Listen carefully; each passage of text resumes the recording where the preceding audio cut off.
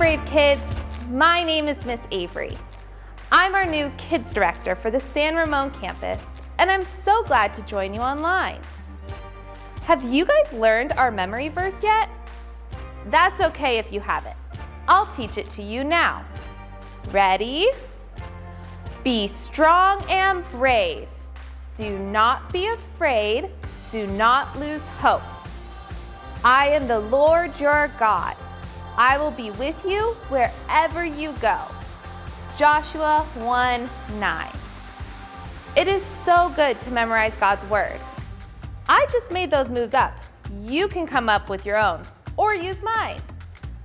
We are in week 2 of our series, and we head to passages in 1 Samuel 16 and 17, where we meet David. His story starts when God sent Samuel to Jesse's house to find a new king for Israel. Samuel was looking for someone who looked like a king, but God chose David because of his heart. David was a man who would lead the way God wanted. Soon after David was anointed as the next king, he went to visit the front line of a major battle. When the Philistine giant Goliath was shaming God's people with his threats and no one would stand up to him, David showed up and knew something had to be done. David trusted God for the courage to do something about it, and God used David to do the impossible and defeat Goliath. Brave kids, you can do what you should, even when things seem impossible. Now, who's ready to sing about being brave? Let's praise God together.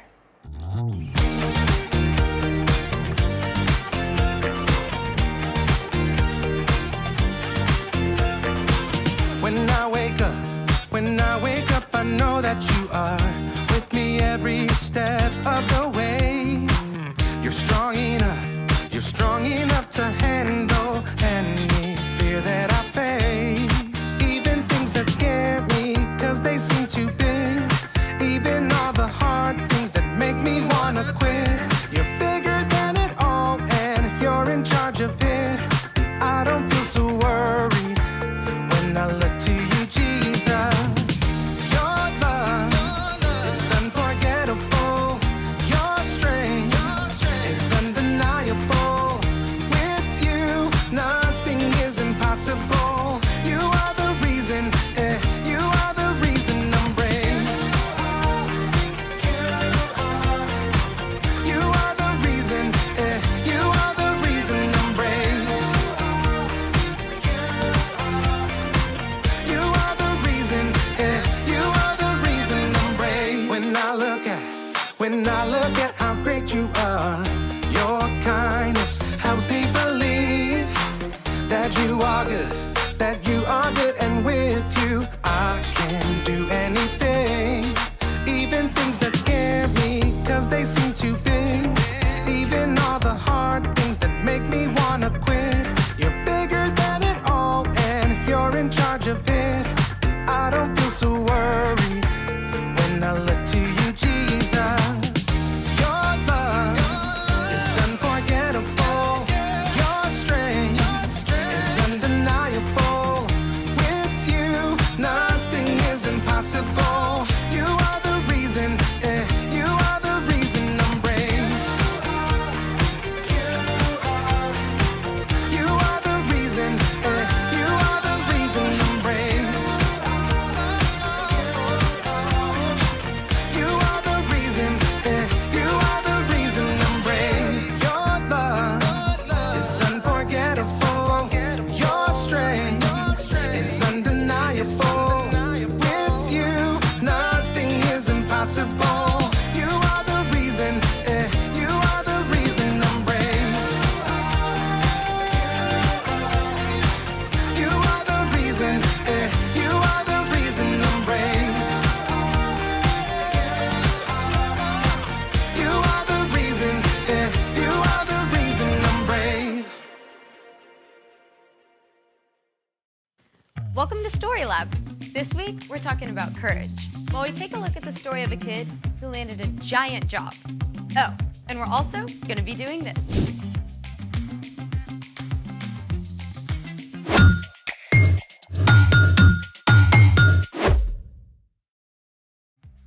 Hey, I'm Skylar. And I'm Sebastian.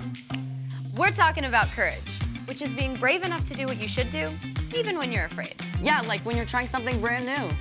I got something new. A belt. Nope, it's a slingshot. No, that's not a slingshot. Of course it is. I used to make slingshots with sticks and rubber bands. This kind of slingshot is sometimes called a shepherd's sling. Oh, you're talking about David and Goliath. Spoiler alert! Today's Bible story is about David and Goliath. I've always wondered how David could knock out a giant with one stone. Well, check this out. Some ancient armies had slingers who could shoot stones over 60 miles an hour up to 400 meters. They were sometimes faster and more deadly than arrows. I'm sorry, I misjudged you, slingshot bow. Don't feel bad. Don't feel bad. Oh, and get this. Sometimes the slingers would write insults on their stones before shooting them. Archaeologists have dug up stones that read, "Take this, victory, catch." Oh, and wait for it. Ouch. Oh, for reals? I did not make that up. So how does this thing work? This is the cradle, and these are the retention cords. The sling acts as an extension of your arm. And when you place a stone in and spin it, the sling multiplies the force of your throw. We gotta try this out. Let's do it. Okay, you see that target? Yeah. Can you see it through the guard? I can see. Okay, one of us is gonna hit that target. None of us are leaving here until one of us hits that target. We're gonna be here for a while. I'm gonna hit it. She's not gonna hit it. Okay, don't try this at home. We're in a professional story lab. True. Okay, first, you're gonna take your index finger and you're gonna put it through the loop. Okay, I got it. Got it? Okay. Then you're gonna grab onto this retention cord. Okay. Make sure you hold on tight.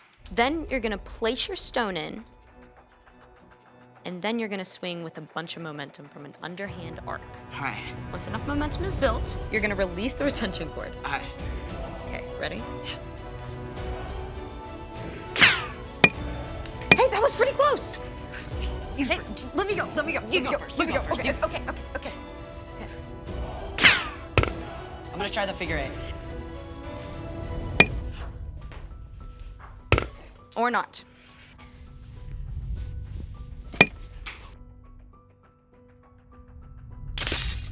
Way harder than it looks. I mean, David had all day, every day to practice in the fields. Which reminds me, it's time for... The story before the story. Today, we're in the 9th book of the Old Testament, 1 Samuel. God promised to bless the whole world through Abraham's family, the Israelites. God delivered them from slavery and led them through the desert to freedom in the land of Canaan. But the Israelites were like a yo-yo. They'd run to God and turn away from God. Run to God, turn away from God. Instead of trusting God to lead them, they begged for a king like the nations around them. And God gave them a king, Saul. But Saul turned his back on what God wanted too. Which is where our story starts. Take it away. Hey, Erica. Hey everyone! At this time, one of the ways God spoke to the people was through a priest. The high priest Samuel had loved and listened to God since he was a young boy, and he was deeply saddened when he saw that King Saul was ignoring God. But God spoke to Samuel. I am sending you to Jesse in Bethlehem. I have chosen one of his sons to be king. So Samuel was in a tricky position. Saul could have Samuel killed for anointing a new king, but Samuel chose to be brave and do exactly as God had told him. Samuel traveled to Bethlehem, where Jesse lived with his sons. The first son, Eliab, was tall and handsome and definitely looked like king material. And Samuel thought to himself, Oh, this has to be the one the Lord wants me to anoint for him. but God had something super important to say to Samuel. Do not consider how handsome or tall he is. I have not chosen him. People look at the outside of a person, but the Lord looks at what's in his heart. Jesse had 6 other sons stand right in front of Samuel, but even though they looked pretty kingly, God made it clear to Samuel. Well, God hasn't chosen them either. Are these the only sons you have? Well, my youngest son is taking care of the sheep. Huh? Well, okay, I'll send for him. So, of course, Jesse sent for his youngest son, David. And when David showed up, well, he looked and smelled like he'd been hanging out with, well, a bunch of sheep. But God was looking at David's heart instead of his haircut. He told Samuel, Get up and anoint him. This is the one. So Samuel poured oil on David's head, a special sign that God had chosen him to be the next king of Israel. Okay, now, just to be clear, David was not king yet. In fact, Saul didn't even know there was a new king waiting in the wings. He was busy leading the nation, and later trying to fight off a Philistine invasion. And the Philistines had a secret weapon, a warrior more than 9 feet tall, named Goliath. Choose one of your men. Have him come face me to decide this war. I dare you. Obviously, the Israelites were terrified! For 40 days in a row, they cowered behind the battle line as Goliath repeated his dare. Now, David's brothers were part of Saul's army. And after all this time, their dad wanted to make sure they were okay. So, Jesse told David to leave the sheep behind and take some food to his brothers. David arrived just in time to hear Goliath's challenge. Come and fight me. I dare you. Right away, David turned the men around him. He's bringing shame on Israel and trash-talking God. Someone has to fight him. Word got back to King Saul that this kid was asking about Goliath. So Saul sent for David. Don't let anyone lose hope because of this Philistine. I'll go out and fight him. You're too young. When I'm taking care of my father's sheep, sometimes a wild animal attacks. I go after it to save the sheep. I've killed a lion and a bear. God saved me from them, and he'll save me from this Philistine. Go. May the Lord be with you. At first, Saul wanted David to wear his own armor. But it was super heavy, and David wasn't used to it. So David shrugged it off and went and found 5 smooth stones from the stream instead. Come and fight me! This time, when Goliath made his challenge, David stepped forward. The warrior mocked him. Come over here. I'll feed you to the wild animals. You come against me with a sword, but I come against you in the name of the Lord. He'll give me victory over you. As Goliath moved to attack, David raced forward. He took one of those stones, fit it in his sling, and spun it with all his might. The stone sliced through the air and hit Goliath squarely on the head. Ow. The giant swayed and fell to the ground, dead. When the Philistines saw their hero was dead, they panicked and ran. The Israelites chased them until their whole army scattered. And Saul was so impressed with David, he invited him to come and live at the palace. The end. That story gives me the chills, no matter how many times I hear it. I mean, how did David have the guts to do that? Well, David had gotten in the habit of talking to God every day and asking for God's help to protect the sheep. So when he came up against something that seemed impossible, He had practice. He was ready. so what's our part in the story? Now, I don't think any of us will meet a 9-foot-tall giant soon, but you probably are going to face something that feels big and impossible. Maybe someone you know is sick. You're super nervous about visiting them, but you can encourage them and show them God's love, even when things feel dark. Or maybe your giant is PE. I have a friend who hates running. She was gonna pretend to be sick on the day she had to run a mile in PE. What happened? Well, we talked to God about it together, and she got out there and ran. Wow. Yep. You don't have to do the impossible alone. Jesus went up against the biggest, scariest thing of all, death. and he defeated it. God raised Jesus from the dead, and when we believe in Jesus, we get to face our fears with the very same power that raised Jesus back to life. All right, you guys, I'll see you next time. Bye, Erica. So here's the thing. You can do what you should, even when things seem impossible. Like actually trying to hit the target with this thing. We looked a little weird. Yes, we did. Want to try again? Absolutely. Thanks for joining us in the Story Lab. See you next time.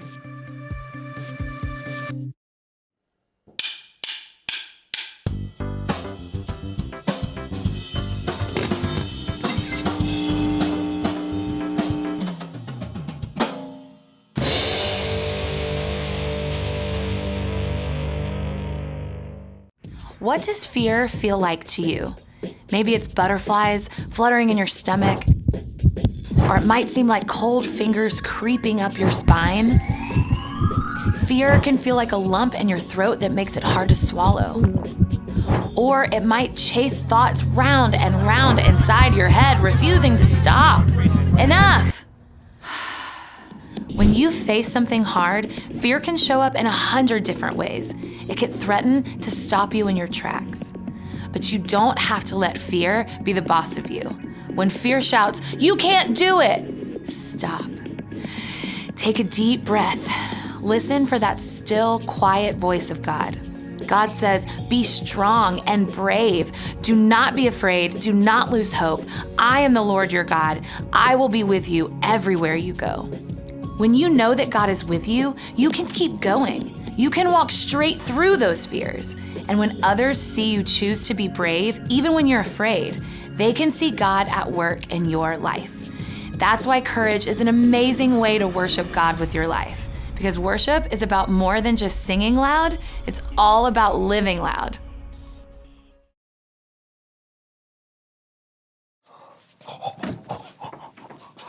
Oh, hey! Brandon, you will not believe what I just found. What? The multiverse! The multiverse? What is the multiverse? Oh, come on, like in the movies. Oh, you mean that place that has like an infinite amount of universes with infinite versions of ourselves? There's no way that place is real. That looks like a Christmas ornament. Yeah, in this universe. Let me see that. What? No. Oh! Brandon, what did you do? You just broke the multiverse. John, for the last time, there's no such thing as the multiverse.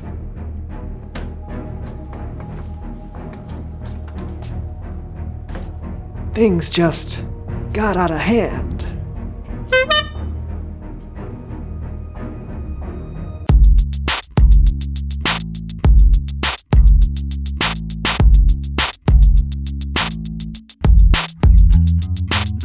Welcome to the So-and-So Show. I'm Brandon, that's John, and we are excited about today's show. Yes, we are, because we're talking about courage. That's right, and today we have a very special guest, and I have to say, I am extremely excited about this. I'm a big fan. I even brought I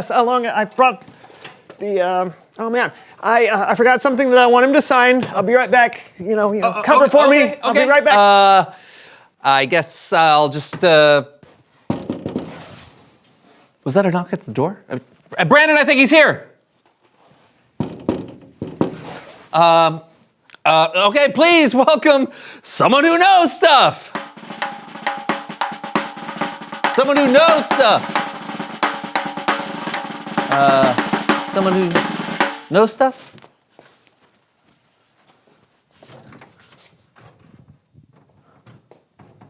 Hello? Hello. Hi. Would you like to come in? Oh, indubitably. And have a seat? Oh, yes, that would be most appreciated. Now? Oh, ha, yeah, yes, of course. Thank you, whoever you are. Yeah. Let's see, where do I begin? So many choices. What if I mess up? Whoa. Most appreciated. Thank you. I'm sorry, but what did you say your name was? It's John. Ah, thank you, Super John. Or do you prefer John Man? Just John is fine. Very good. Just John, thank you for the hospitality. Actually, do you know why I've been summoned? I'm not going to have to do anything serious or alarming, am I? Oh, no, I don't think so. My friend Brandon, he's a huge fan of yours, and he just thought we'd, have you on the show to talk about courage and being a superhero. I see. Why don't we start with TR and what you know? Wait, that would be splendid. Yes. I am Captain Anxiety, and I know many, many very heroic things. Great. Tell us why it's important to have courage when you're a superhero. Absolutely. Courage. That's not really my strong suit. It's not my speciality, if you will. I'm more of a person who likes to run, hide, and scream like a fainting goat. Like oh. That's really my modus operandi, if you will. There's lots of ways to stand up for what's right. You are correct, Just John. For instance, I like to make sure no one does any over-squeezing of the avocados in the grocery store. You can make sure they're ripe, but any more than that and you've crossed the line. Sure. Looking out for those that don't have a voice in our society is an incredible way to stand up for others and show courage. So what do you usually tell the over-squeezers? Yeah. I don't usually say anything. I don't want to step on anyone's toes. So what I do is usually stare at them with my ubiquitous eyes of judgment. That usually elicits the desired response. Oh, yeah, I bet. Don't take this the wrong way. You just seem to be a little, scared to be a superhero. Not a truer word was spoken, Just John. But fear should not deter one from being heroic. A hero should endeavor to do what's right despite his or her fear. At least, that's what I read whilst perusing the Hero's Handbook. Oh. You can have that. I have many. Oh. I even signed it. Oh, wow. Oh, okay, thank you. Yes. Brandon's gonna be so sorry he missed you, but thank you so much for coming on the show today. You were very, very enlightening. Oh. Yes. Anytime, Just John. Tell your friend, hello from me, All right. Captain Anxiety. I depart. It opens inward. You pull it. This barrier has been placed here by my arch nemesis. Yes. Here, hold on a second. Nope. There you go. Much appreciated, Just John. Sure. Doors are my kryptonite. Also, pickle jars are my kryptonite. And I'm not so fond of, kryptonite. But no matter, I depart.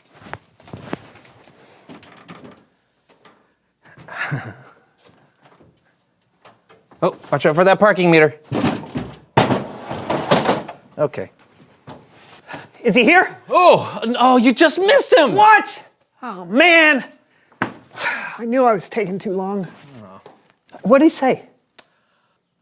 He talked about, when he first came in, he was really nervous. Oh, yeah. And scared. But he had some amazing things to say about not letting his fears keep him from being a hero. Well, he is Captain Anxiety after all. I knew he'd be a great guest. Oh, he also told me to tell you, hello. Yeah? And he gave me this to give to you. The Hero's Handbook. Oh, and he signed it. Apprehensively yours, Captain Anxiety. This is the greatest day of my life. Oh. Bible story time with Kellen.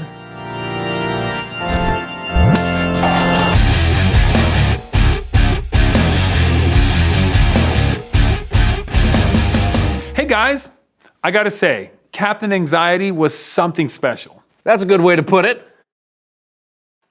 What have you got for us today? Well, as Captain Anxiety demonstrated, sometimes heroes aren't the ones you usually think of.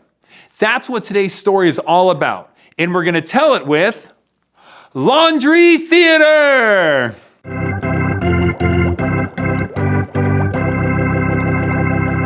Today's story comes from the book of 1 Samuel in the Old Testament. The Israelites had a king named King Saul, but instead of doing what God wanted him to do, Saul did what Saul wanted to do. So God decided there should be a new king and told one of his prophets, a priest named Samuel, to go and find one. So Samuel traveled to Bethlehem to meet with a man named Jesse. He informed him that one of his sons would be the new king of Israel. Now the first son, Eliab, definitely looked like a king. And Samuel thought this had to be the one. But God spoke to Samuel and said, "Do not consider how handsome or tall he is. People look at the outside of a person, but the Lord looks at what is in the heart. He will not be the new king." Jesse had 6 other sons stand in front of Samuel, but God told Samuel that none of these would be king either. Samuel asked Jesse if he had any other sons, and Jesse sent for his youngest, David, who was out tending the sheep. Now, David was extremely young and smelled of animals. He was far from looking like a king. But once again, God looked in David's heart instead of his appearance and knew that this would be the next king. Now, David was not king yet. He was still tending his father's sheep. And King Saul, well, he had no clue that a new king had even been lined up. You see, Saul was busy trying to stop an invasion from the Israelite enemies, the Philistines, and Saul had run into a problem. A 9-foot tall problem named Goliath. Goliath was a soldier for the Philistines, and every day Goliath would walk down into an open field and offer a challenge of single combat to any Israelite. If anyone could defeat Goliath, the Israelites would win the war. Unfortunately, the Israelites were terrified, and no one was brave enough to face Goliath. This went on for 40 days in a row. Finally, David was sent to the front lines of the battle to bring his brothers some food. When David arrived, he heard Goliath's challenge, and he was angry that no one had offered to fight him. When King Saul heard that David was volunteering, he sent for him, but quickly told David that he was way too young. But David insisted. He told Saul that he had fought lions and bears to protect his father's sheep, and that he would fight this giant to protect Israel. God had saved him from wild beasts, and God would save him from Goliath. So Saul agreed and let him face the giant, and he gave David his own armor to wear. But it didn't fit. Instead, David went to the riverbed and chose 5 smooth, small stones to be his only protection. The next time Goliath made his challenge, David stepped right in front of him and faced the giant. Goliath made fun of David, but David stood his ground, and he said, "You come against me with a sword, but I come against you in the name of the Lord, and he will give me victory over you." As Goliath charged, David took a stone from his pocket, and he flung it with everything he had and hit the giant. The stone hit its mark, and Goliath and the Philistines were defeated. David had faced his fears and proved that it is the hero's heart that matters, not the size. The end. Well, I guess David had practiced going up against lions and bears, so maybe Goliath wasn't as frightening to him as he was to the other Israelites? Lions and giants and bears, oh my! Never mind. David also had practice asking God for help. God had gotten him through some tough spots before, so David knew nothing was impossible with God. You know, David and Captain Anxiety have something in common. They both might not look like superheroes, but it's what you do and what's in your heart that's the test of a true hero. Yeah. Oh, hey, thanks, Kellen. Awesome story. Thank you. And until next time... Well, that was unexpected. Do you think Captain Anxiety ever had to face a lion or a bear or something that seemed impossible? No. But it's time for us to reveal the question. What seems impossible to you? Oh, okay. I remember in school there would be tests that I was 100% sure were impossible to pass. But I would study and practice. Then you would pass? Not all the time, but the studying gave me the courage to take the test and know that I had done my best. Well said. Thank you. When something comes up that seems impossible to me, I like to remember God's faithfulness in the past. It helps me face what I think is impossible now, because I know that I'm not alone and God is with me. Indubitably. That's a big word for you. No, I learned it from Captain Anxiety. Oh, he's the best. He is all right. I guess that's it for today. We'll see you next week for a brand new show. Woo! You know who my favorite superhero is? Who's that? Guess. Captain Anxiety. Look into a mirror. And tell yourself, you are loyal and give constant support and allegiance. This is true. I am very loyal, particularly to my table tennis team. Unless we're playing the Paddington Paddlers, they are frighteningly above average. Tell yourself, you have determination. You show firmness of purpose. Firmness. It's rather squishy. I'll move on. Tell yourself, you are selfless. You are more concerned with the needs and troubles of others than you are for yourself. This is also true. Unless the troubles have to do with big, scary people, or animals, or bugs, or oversized rocks and twigs, sometimes smaller rocks. I'm not a big fan of dirt or dust. Did you know dust is made up of human skin? Did you know that? Terrifying. See, look, there's some right there. That could be you.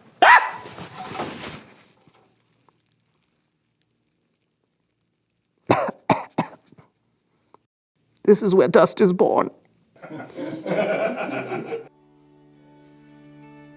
When the night is darkest and I feel weary, I'm not alone, 'cause you are with me. A new day is coming. I see light and the sun will rise and hope is alive. Yeah.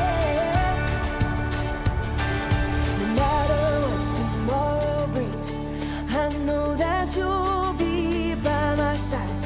Oh,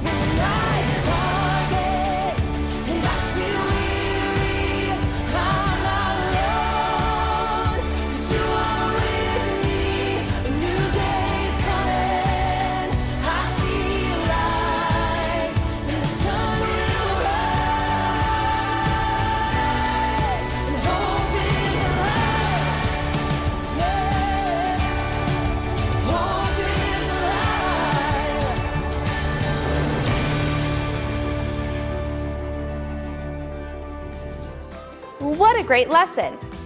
You or someone you care about may be going through something that seems impossible to get through. I love that we have a God that makes all things possible. Keep being brave, kids. Thanks for tuning in today.